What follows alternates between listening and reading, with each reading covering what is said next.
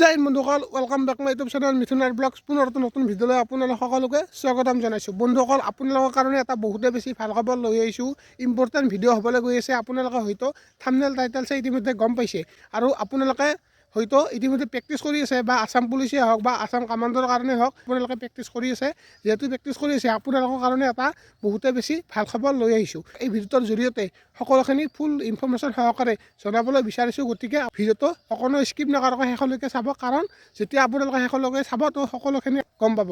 এতিয়া মই মূল কথাটো ক'বলৈ বিচাৰিছোঁ যে দিল্লী পুলিচৰ ফালৰ পৰা এখন নটিচ আহিছে, আৰু বন্ধুসকল সেই নটিচখনতে ভালেখিনি প'ষ্ট আছে, বহুত প'ষ্ট আছে। তো আপোনালোকক ক'ত কিমান কি আছে, কেনেকুৱা ধৰণৰ কি হ'ব, ইয়াতে আপোনালোকে এপ্লাই কেনেদৰে কৰিব, ইয়াতে বয়সৰ সময়সীমা কিমানৰ পৰা কিমানলৈকে দিছে, ক'ত কেনেকুৱা কিমান ভেকেঞ্চি আছে, তো আপোনালোকক এই ভিডিঅ'টোৰ জৰিয়তে সকলোখিনি ষ্টেপ বাই ষ্টেপ মই জনাব বিচাৰিছোঁ। গতিকে ভিডিঅ'টো স্কিপ নকৰাকৈ একদম শেষলৈকে চাই থাকিব। অকল আপোনালোকে যদি এই চাকৰিটো পায়, বা এই চাকৰিটোত যদি আপোনালোকে এটা চিলেক্টেড হয়, তেতিয়াহ'লে আপোনালোকে এইটো দিল্লীত থাকিব লাগিব। দিল্লী পুলিচৰ, যিহেতু দিল্লী পুলিচৰ কাৰণে এই ভেকেঞ্চিটো ওলাইছে, তো দিল্লীত আপোনালোকে থাকিব লাগিব। বন্ধুসকল, এতিয়া মই কৰিছোঁ ইয়াতে প'ষ্ট কিমান আছে। ইয়াতে প্ৰায় প'ষ্ট দেখিবলৈ পাব প্ৰায় 42,200 প্লাছ হয় বন্ধুসকল, প্ৰায় 42,200 প্লাছ ইয়াতে প'ষ্ট আছে। আপোনালোকে প'ষ্ট ইয়াতে দেখিবলৈ পাব।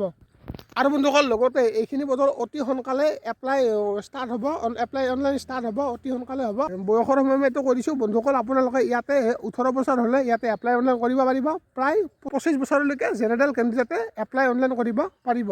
লগতে যদি ST/SC হয়, তেতিয়াহ'লে 5 বছৰ এজ ইলেকশ্যন পাব, আৰু যদি OBC MOBC হয়, তেতিয়াহ'লে 3 বছৰ এজ ইলেকশ্যন পাব। বন্ধুসকল, মই এতিয়া কৰিছোঁ ইয়াৰে চিলেকশ্যন প্ৰচেছ। ইয়াৰে প্ৰথমতে আপোনালোকৰ ফিজিকেল টেষ্ট অনুষ্ঠিত হ'ব, ৰানিং হ'ব। তাৰপিছত আপোনালোকৰ নেক্সট হ'ব ডকুমেণ্ট ভেৰিফিকেশ্যন। তাৰপিছত আপোনালোকৰ মেডিকেল টেষ্টৰ পিছতে আপোনালোকৰ ফাইনেল মেৰিট লিষ্ট মাৰা হ'ব।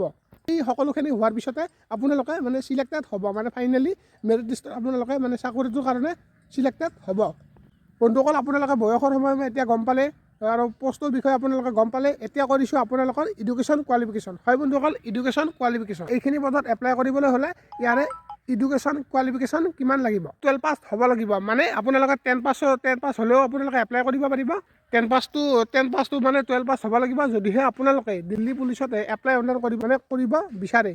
এনেকুৱা নহয় যে আপোনালোকে 11 পাছ কৰি কিনে আপোনালোকে এপ্লাই কৰিব নোৱাৰিব। তাতে 11 পষ্টৰ কাৰণেও আপোনালোকে এপ্লাই কৰিব পাৰিব। তাত এনেকুৱা ধৰণৰ পষ্ট থাকিব, বাৰ্বাৰ, কুক, ৱাকমেন, এনেকুৱা ধৰণৰ পষ্ট থাকিব। আপোনালোকে টেনশ্যন কৰিব নালাগে। আপোনালোক যদি নটিফিকেশ্যন লাগে, অফিচিয়েলিভাৱে অহা নটিফিকেশ্যন যদি আপোনালোক লাগে, এইটো স্ক্ৰীণত দি দিছোঁ, আপোনালোকে ভালদৰে চাই ল'ব, আৰু ডিছক্ৰিপশ্যনত নটিফিকেশ্যন থাকিব, আপোনালোকে ভালদৰে চেক আউট কৰি ল'ব।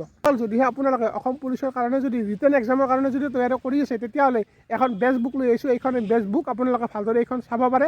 আৰু ইনষ্টাগ্ৰামত যদি মোক ফ'ল' কৰা নাই, এইটো নাম আহিছে ইনষ্টাগ্ৰামত, আপোনালোকে মোক ফ'ল' কৰি ল'ব। তাত নতুনকৈ কুৱেশ্যন এনচাৰ দি থকা হৈছে, আপোনালোকে মোক ফ'ল' কৰি ল'ব।